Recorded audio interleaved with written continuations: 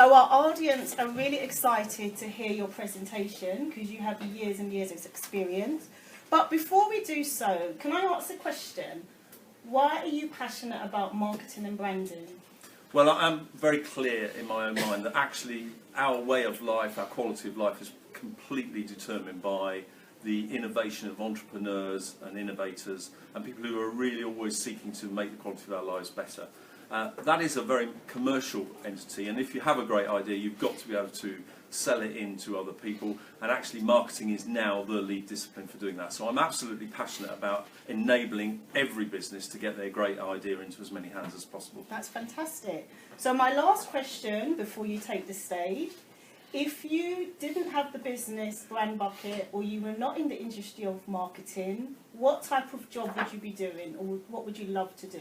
Oh, that's a question I've never thought about, and I wish you'd asked me that before, because I can't imagine I life. can say about 5 things. One's a dancer, by the way. Can't imagine anything.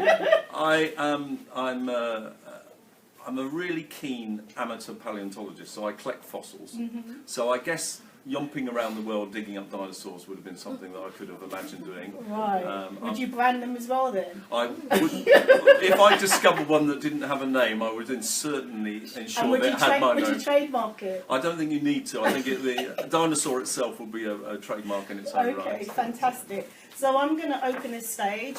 Barnaby, Wynter, ladies and gentlemen. So 2 things will dominate business over the next 10 years.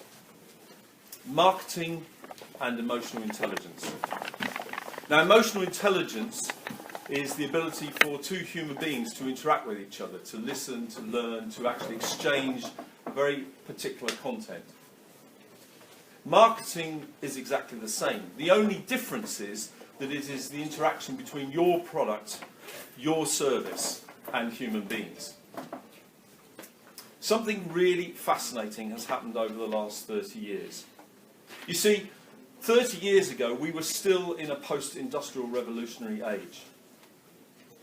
We had been born of an industry that had started way back in 1439 and gone through the Industrial Revolution, where business owners like yourselves had communicated their what? Their unique selling point, their USP. And all you had to really do with marketing is just to shout to everybody the fact that you'd created something really unique and really special. If it was any good, what would happen is people would actually then come and buy it. If it was something they liked, they would buy it again, and you had a business. When I came into the industry in the mid-80s to launch things like the Ford Sierra and Boots Opticians and Argos, which is just around the corner from here, as many of you may well know, actually, what happened was advertising was dominant in marketing, because all you had to do was just shout out to everybody that you existed and that you had a unique selling point. Within 10 years, something had happened. In 1995, something happened. Can anybody remember what happened? The internet arrived. And here we are now, broadcasting live across the globe using the internet. And what that did is it enabled us as buyers to discover that probably you were not the only choice. Now, this combined with technology and digital onset and the Chinese and the Japanese coming on stream with all their manufacturing competency, what actually happened is we as consumers, as buyers of products and services, realised there was lots of choice, because we just had to log on, do a bit of surfing, and there was lots of choice. And what we saw then was marketing fundamentally changed. It changed to become about why you should buy from me rather than from my competitor. And the briefs that I saw coming into my advertising agency at the time were all about why buy from me. Now, that was all well and good if you had something different to say. A lot of people still yielded to the USP. Let me tell you, in 1995, the USP officially died. Who here in the audience can put their hand up and say they've got a USP now? Anyone? Okay, what was your USP? I actually practice natural medicine, and I train people to sort of, come out of illnesses. So have you actually trained anyone? Yes. So you don't have a USP anymore because you've trained someone else to do it. No, but they are patient. They are sick people. Okay. You train sick people to do it. Well, that's a different recruitment strategy. But the chances are, actually, does anybody think there's possibly somebody else who might offer something similar to that out in the market? Yeah. In fact, if we Googled it, we'd probably find about 10 million different results. And I haven't got time to go through 10 million results. So by 2005, we discovered something new. Now, during that 1995 to 2005 period, I became the youngest managing director of a top 200 advertising agency. I then bought that agency 2 years later. Imagine my distress when I discovered that a USP doesn't work and a Y doesn't work anymore. So we went through a very long, hard 7 years developing how and what and why and all the things that had changed about marketing. Today, ladies and gentlemen, business owners, fellow entrepreneurs, we are focusing on one thing and one thing only, and that is how you do business. It's not about why you exist, it's about how you deliver your products and services. Only marketing can deliver a how mindset into your business. The operations people can't because they want to make systems more efficient. The FD won't because actually what's happening is he's worried about the costs and the prices. The HR people are worried about retaining staff. The sales guys are just out there hitting the numbers. It's only marketing people that really help you understand how to build a system and a process that is led by marketing and therefore creates a unique experience to work with you and your business and your product and your service rather than anybody else. Does that make sense to everybody? Yeah. So what you need to focus on is how you do it. Now that is the thing you need to think about protecting. The how you do things. So let me take you through a very quick some of the things that you should be protecting when it comes to how. The first thing I want to talk about is your name and potentially a brand property. So one of my proudest businesses I've ever worked for is Marie Curie Cancer Care. I've made the yellow daffodil famous. People wear these on their lapels, and I'm going to do exactly the same, because actually this says I'm a fan of this particular charity. Now the point of that, what in your business have you got in your name or your logo design that is a property that would be uniquely associated with your business story? If you have such a thing, you should protect it, because that's something that's unique about you. The next thing you can do is you can create something that is actually recognised worldwide, that everybody understands. Let me try you out on this. Can anybody tell me what this is? Heinz. And can anybody tell me what this means? It is Heinz, by the way, just to prove that it is Heinz. What does it mean? Varieties of beans. Have you ever eaten 57 varieties of beans? Baked beans. Oh, just to be specific. Varieties of 57 varieties. Any other products? Different products. Yeah, because it's 57 varieties, isn't it? Okay, here's the thing, guys. It's completely made up.